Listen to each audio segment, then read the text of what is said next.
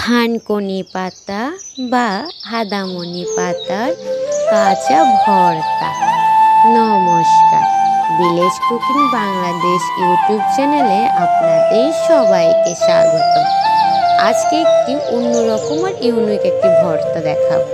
অনেকের কাছে এটি খুবই চেনা পরিচিত, অনেকের কাছে এটি খুবই নতুন।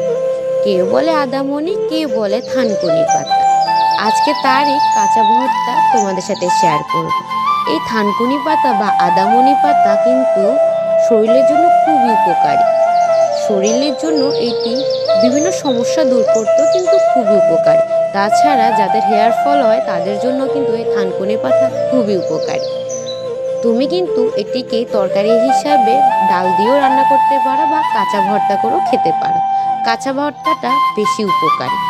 যাদের সর্দি তারা একটু তেল বাড়িয়ে দিয়ে খাবে, দেখবে সর্দি নিমিষে দূর হয়ে যাবে। যাই হোক, এখানে থানকুনি পাতা বা আদামনি পাতাকে ভালো করে বেছে পরিষ্কার করে কুচি করে নিয়েছি।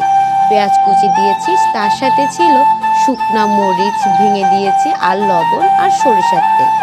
তুমি কিন্তু এখানে পেঁয়াজ কুচিটা একটু বেশি ব্যবহার করবে, তাতে করে খেতে ভালো লাগবে। যাদের কাঁচা পাতা খাওয়ার স্বভাব নেই তারা পেঁয়াজটা একটু বাড়িয়ে দেবে।